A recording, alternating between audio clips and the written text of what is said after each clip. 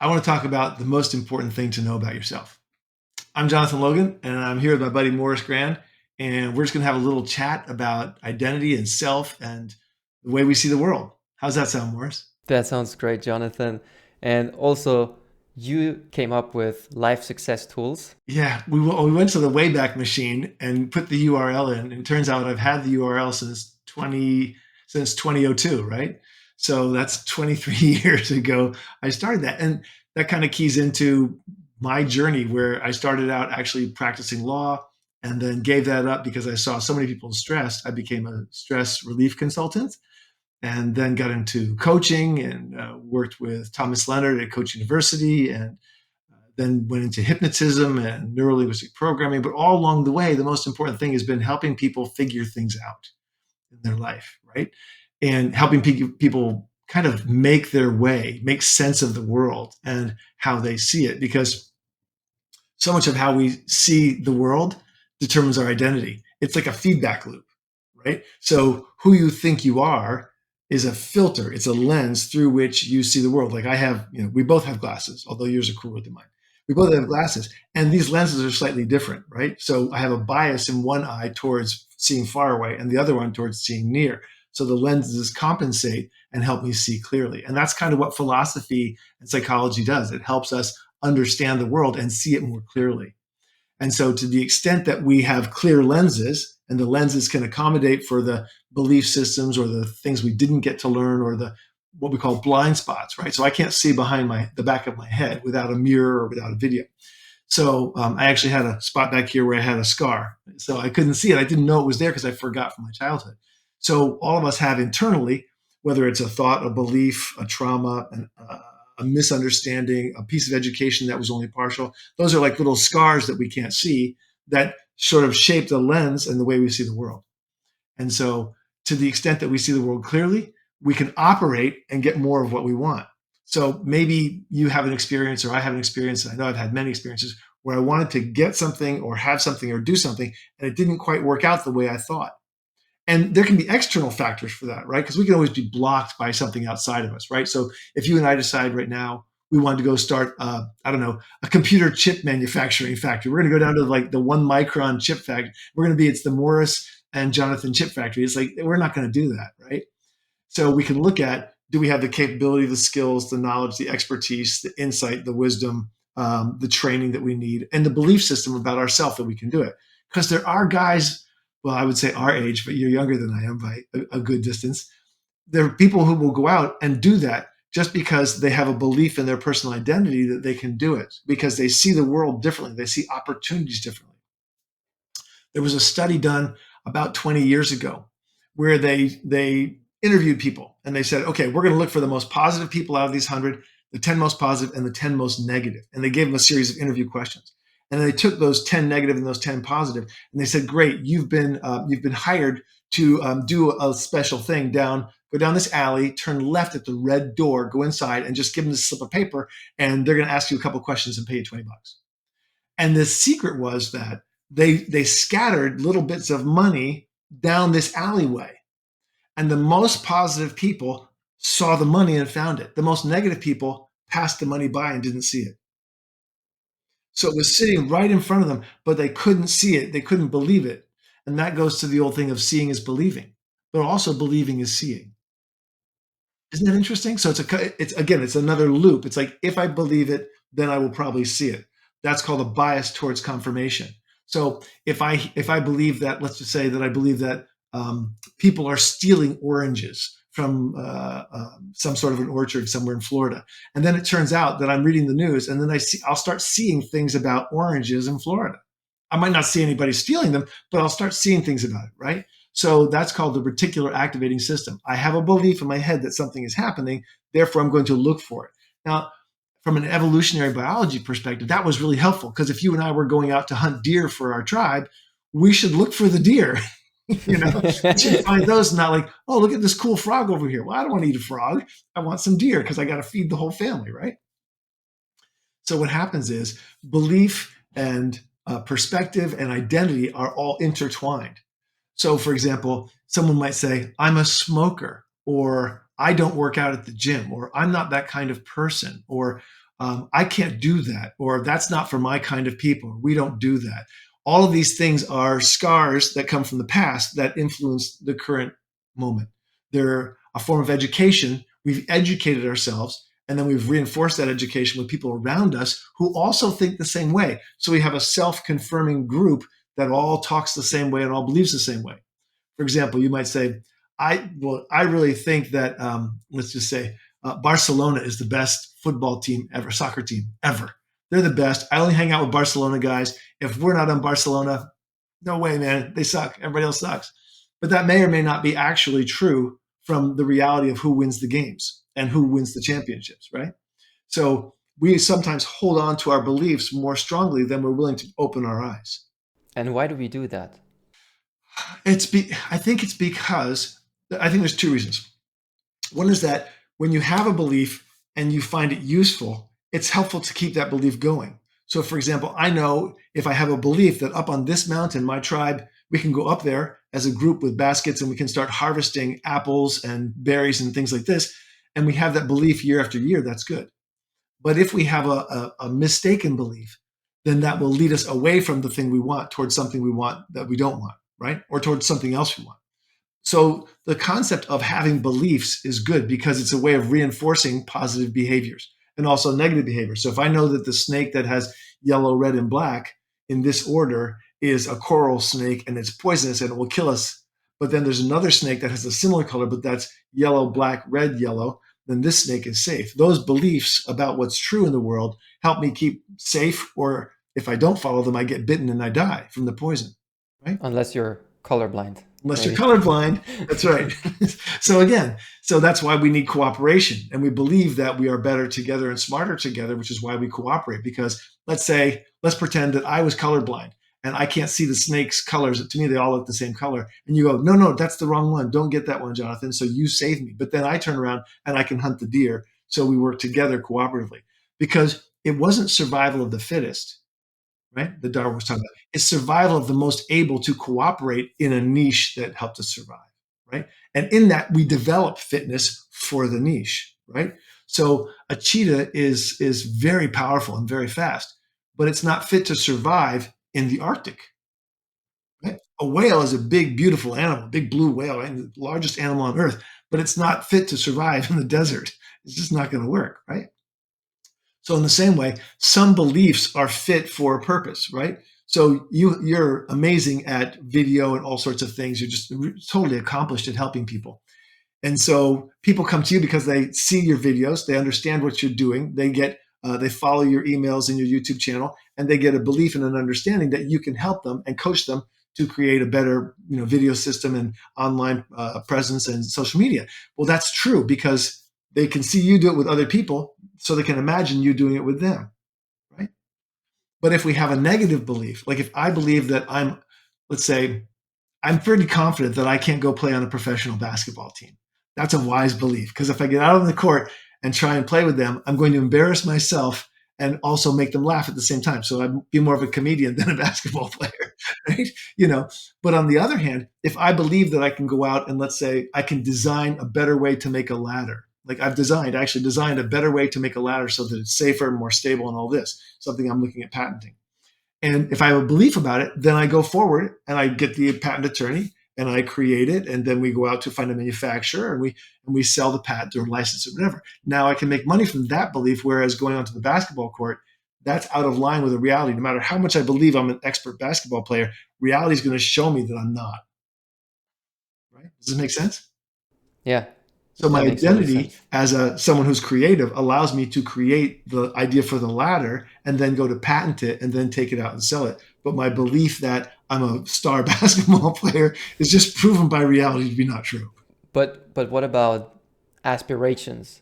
Like, do I do I always have to accept reality today, or can't I also have a belief of a better or different future that's not true today? Like maybe today you're not fit for pro basketball, but Yes, I could probably be fit for seniors pro basketball, but not for the NBA. But you make a very good point, and the point is that what if we can imagine ourselves being, doing, or having something? And it's in the realm of possibility, not my personal sense of possibility, but actuality, right? So if it's possible in actuality, then it's possible for me, provided I have two able legs, two strong arms. I can shoot the basket. I can do this. I can get onto the professional team, or if there were a professional team for seniors, I might be able to do that because I was pretty good in high school in basketball. But today, I haven't shot a basket probably in like 5 or 6 years pre-COVID. So to the extent that you have a belief that's accurate and aspirational, that's great.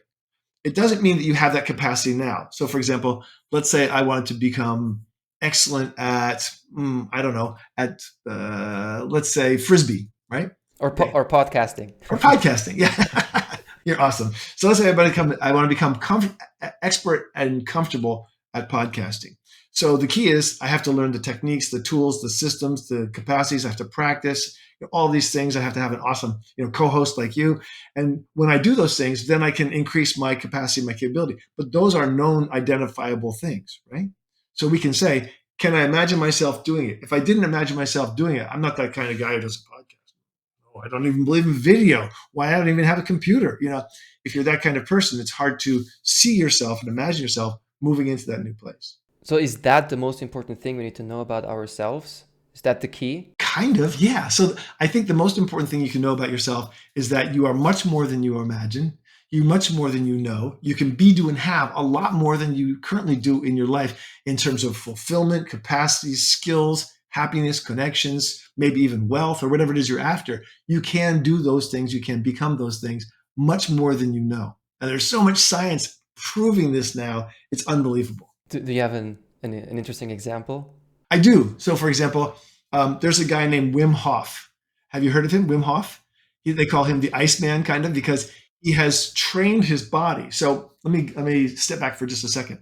Your body comes with an incredible set of superhuman tools that we don't use today because we sit in air conditioned and heated houses. We sit in comfortable chairs. We don't have to run 10 miles to go catch the deer that we shot with an arrow as the deer begins to weaken and we can go grab the deer. So we have all these tools.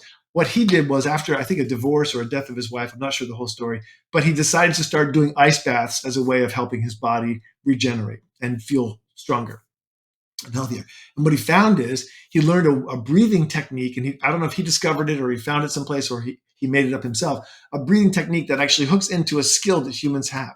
Humans have superhuman capabilities that we just don't use. One of them is the ability to walk in snow in the bare feet and feel fine and not get frostbite. Because when you have a certain breathing technique, you turn on in your body system a way of superheating the body. So Wim Hof climbed Mount Everest in shorts and boots and no oxygen. If you and I tried that today without the skills and practicing it as many years as he have, we would freeze to death and die, and we'd run out of oxygen. But he took that capacity in his body. There's a woman who, I think she was trying to canoe or row or swim across, I think it was canoe or row, maybe not swimming, across the Aleutians to get from Russia to America, America to Russia. And she actually slept in the total super below freezing weather, slept with her bedroom window open completely, so she would increase the brown fat capacity of her body by subjecting herself constantly to freezing temperatures with just her body. And so what happened is she actually changed her body to more like what an Eskimo's body would be, or to be more like what an ancient human's body would be, where they had to deal like the guy in the Alps who was the Iceman, right? So these are amazing things our bodies can do. And there's dozens of these kind of things that we can take advantage of. And we just kind of forgot that we're capable of so much more. That's what it sounds like to me. Yeah. Yeah, we forgot. And some of them we didn't know in the past, but we found out we have the capacities in us now. And this is what you help your clients with, right? You help them tap into this potential. Right. So part of what I do is I help the clients shift from I am what I call being at effect versus being at cause, being without any power to being at full agency or having full personal power over themselves, right? So part of what we do is we teach them, and for example, let me give you smoking cessation. One of the things we teach people is how to change their body physiology consciously so that when they get a craving to smoke, they can just change their physiology, because all the craving to smoke is an electronic signal in the brain and the body saying, do this thing. Well, you don't have to do this thing. In fact, most people already know how to do it, but they do it by brute force instead of by skill. So, for example, if you take a smoker who says, I can't stop smoking, I smoke every 30 minutes as long as I'm awake. It's like, great. Have you ever flown on a long flight? Yeah, well, I flew from New York to LA. Did you smoke? Well, no, because you're not allowed to. Oh, so if someone else tells you, you can regulate your body, Hmm. but you can't do it yourself. Let me teach you how to do it yourself. And in minutes, they can change their body. And what's your, all of that is fascinating. What's your mission for life success tools? How does this come together? Well, I've actually, like I said, I've studied psychology and philosophy and stress relief and all these things for over 30 years. And back in back in 2000, I came up with the idea called Life Success Tools, which is to how can we help people get tools that they normally, you get raised, you go to elementary school or kindergarten and so forth. And most of these things we never hear about, right? We don't know that these are capacities or tools or ways that we can strengthen our sense of self and our being at cause and our agency in the world to be, do, and have and get more out of life that you want, more fulfillment, more happiness. So my mission is to help people find these tools, learn how to use these tools, share them with their friends and family, and literally change humanity from being feeling like we have no control in the world to saying, I actually have an incredible amount of control. I have an incredible amount of personal power, and I can actually help change the world in a positive way, whether it's for my family, taking care of my family, taking care of myself, or my friends or my neighbors, or literally having an impact on the global stage. Yeah, that's exactly what you do. You've done that. Like, you give us tools to live better, right? Like mental tools, especially. And there's one thing that you taught me. I don't know. I don't remember the exact phrasing, but it's along the lines of when you look at your life as if you were watching a movie. Or do you remember the exact phrasing? If I'm not the protagonist in my life anymore, but I'm the observer. Yeah. So part of what happens if we go ahead and take a look, if we imagine, if we close our eyes, we see. Let's pretend we had an event. We had an argument with our spouse or our partner or a good friend or a boss. Probably not with your boss, with a coworker or somebody. We had an argument, and we don't feel good about it. We can actually close our eyes, reimagine the argument, and watch ourselves having the argument with the other person, right? Close your eyes, imagine having yourself with that conversation, with that argument, and then see yourself doing it. And then there were probably lots of emotions, particularly those big arguments where we regret something we said, if there were big emotions. And you can just begin to imagine and see yourself, what was I saying? What was I feeling at the time? How do I feel now watching myself do that? Can I change the way I feel? Right? Can I change what I do next time? Can I imagine now I'm going to see this person again? Let's say it's Dave. We don't know Dave, but I'm going to see Dave again at work next week, and I really don't want to have that argument. How can I now imagine myself having a great conversation with Dave? See myself having that conversation, feel myself being at ease instead of stressed, right? And see myself just being positive and maybe I want to apologize. Maybe I want to make a joke about it. And like, oh man, I had the worst week last week ever. I'm so sorry. And imagine ourselves doing this. So we're actually what we're doing is we're preparing. We're preparing our brains and our physiology for that future event. Now that's just a silly example, but when we go deeper into this kind of a thing, then we have incredible power to change the way we act someplace else. There's tools called anchoring. There's visualization. There's all these other kind of tools we can teach and we show people that help them get rid of the sort of the heavy load from the past and move forward in their life with a positive, more skillful way of enjoying themselves and being in the world. So it's the YouTube channel is Life Success Tools. The podcast is Life Success Tools. The website is lifesuccesstools.com. And you also have a passion project right now for smokers. Yeah, yeah, I do. My father died of lung cancer. He was a 2 pack a day Camel unfiltered cigarette smoker a day. And it eventually caught, even though he did stop, he was able to stop.